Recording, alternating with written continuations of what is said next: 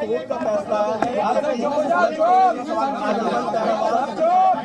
उनके भाई को बरी कर दिया गया, क्या कुछ कहेंगे? कोई भी सवाल कर लो, एक आदमी सवाल करो, एक आदमी सवाल, सब शांत हो जाओ, एक आदमी सवाल करिए, सब जवाब दे दीजिए। जी बताइए। माता जी, 3 लोगों को सजा दी गई है उम्र कैद की। 7 लोग, सुनिए, बारी बारी से एक चीज पूछिए। आराम से सब लोग पूछिएगा। आपका सबका माइक रखा हुआ है। माता जी, जिस चीज का इंतजार था आपको, अब अतीक अहमद को आजीवन कारावास की सजा सुनाई गई है, क्या कहेंगे? देखिए बेटा, हम पहले भी कह रहे थे कि मेरे बेटे को 18 साल हो गया। पहले 2 साल राज्यपाल का लड़े, उनका अपहरण किया इसने। अपहरण में 3 दिन इसने कैद करके रखा अपने घर में, कार्यालय में। उसी वक्त ही मरवा डालता, लेकिन उस समय उसके साथ ही कॉलेज के लड़के और सब काफ़ी चिल्लाने, इसने जिंदा छोड़ दिया। लेकिन मेरा बेटा लड़ाई लड़ता चला आया, शेर की तरह। आज तक अतीक से किसी ने आंख नहीं मिलाया, चाहे जितना भी इसके नाम से केस हो, लेकिन मेरा बेटा शेर की तरह लड़ा। अपने फैसले का इंतजार करते, लास्ट में उसका पूरा मामला तय हो गया था, खत्म हो गया। उसको ये उम्मीद थी कि अब मेरा फैसला फुर्सत, इसको सजा मिलेगी। तब मेरे बेटे को इसने 16-17 साल बाद मर्डर करा दिया।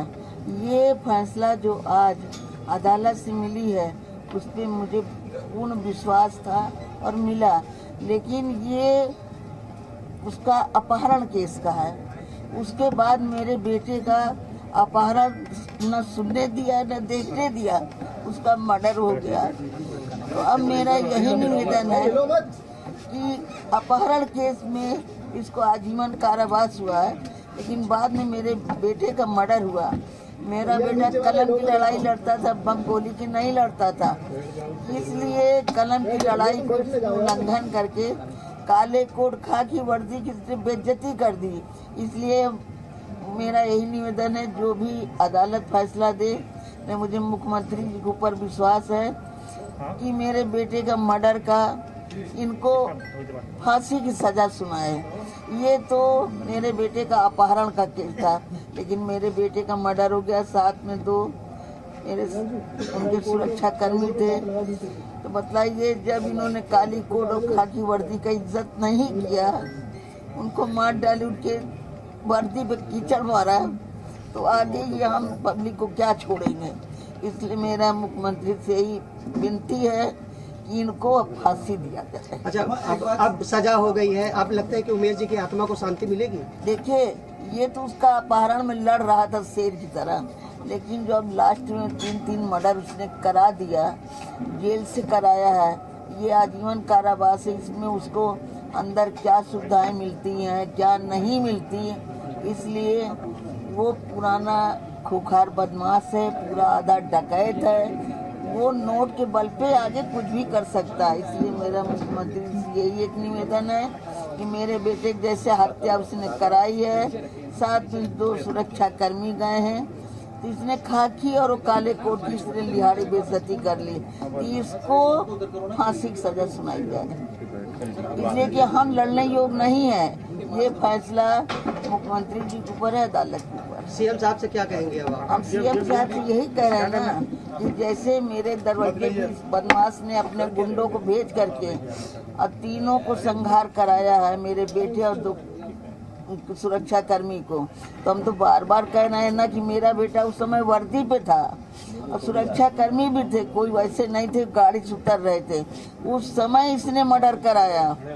इसने ना कलम की इज्जत किया, ना काली कोट की किया, ना खाकी किया।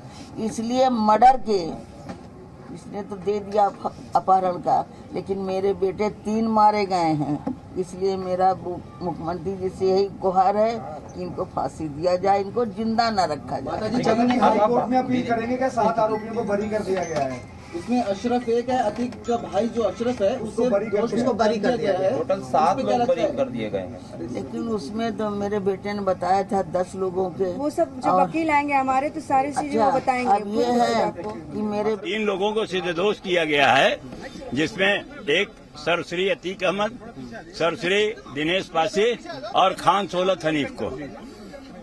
उसके पश्चात इनको सजा सुनाई गई है सजा जो सुनाई गई है 364 के अंतर्गत आजीवन कारावास की, अधिकतम सजा वही है।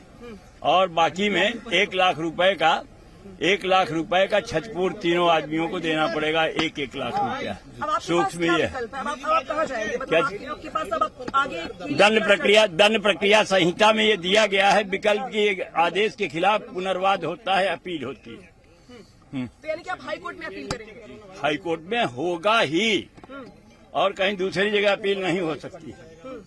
लेकिन लगता है आपको कि कानूनी रास्ता खुला हुआ है, क्योंकि अब तो उम्र कैद हो गई है और अभी यूपी पुलिस ने एक जब तक सिद्ध दोष अंतिम नहीं हो जाता है तब तक वह व्यक्ति निर्दोष होता है कानून की निगाह में। लेकिन यहाँ पर तो ये कहा जा रहा है कि बहुत सारे जो कहा जा रहा है वो गलत कहा जा रहा है। मुझसे आप पूछ रही हैं तो मैं बता रहा हूँ कानूनी चीज। लेकिन ये भी यहाँ पर कहा गया कि भाई जिनके खिलाफ एविडेंस नहीं थे उनको दोष मुक्त कर दिया गया, लेकिन दिनेश पासी, हनीफ खान और अतीक के खिलाफ प्रॉपर एविडेंस थे, जिसके बाद ये सजा सुनाई गई। तो आपको लगता है कि जो बात आपने रखी वहाँ पर ठीक से रखा नहीं रखा, या फिर अभी आगे आप लोग क्या करेंगे? न्यायालय के निर्णय की आलोचना नहीं की जा सकती। अगर न्यायालय के निर्णय की आलोचना किया जाना अवमानना अधिनियम के अंतर्गत दंडनीय है, उसको चुनौती दी जा सकती है अपर न्यायालय में। कब देंगे आप लोग? कुछ स्ट्रेटेजी बनाई है आपने? कितने दिनों के अंदर करेंगे आप लोग? क्योंकि आज तो फैसला अभी प्रतिलिपि मिलेगी, तैयार होगा तो उसके बारे में भविष्य तो अंधकार है ना।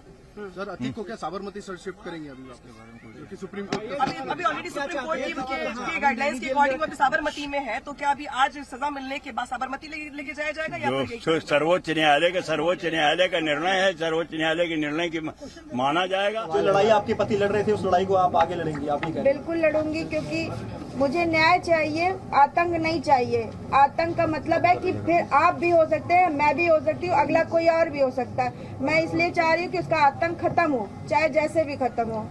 अब आपको अपने परिवार के ऊपर भी चिंता है, कहीं जिस तरह से आपके पति का मर्डर कराया, कहीं आपके ऊपर, आपके घर वालों के ऊपर हमला ना हो? जी बिल्कुल हो सकता है, इसीलिए तो मैं कह रही हूँ ना कि जड़ से खत्म करना जरूरी है। ये आदमी रहना नहीं चाहिए, चाहे जैसे भी है।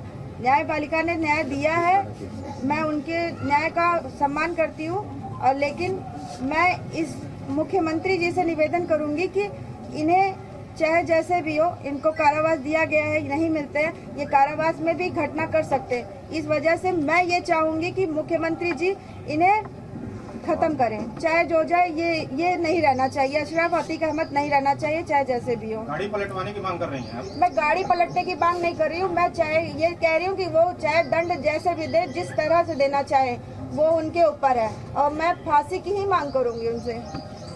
फांसी को कोर्ट देगा? कोर्ट देगा, सरकार देगी, जो भी होगा जजमेंट, यही सब है। न्यायपालिका हो चाहे शासन प्रशासन हो। बस ठीक। Thank you.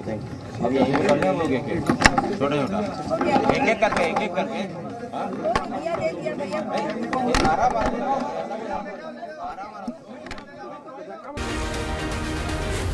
Zee News.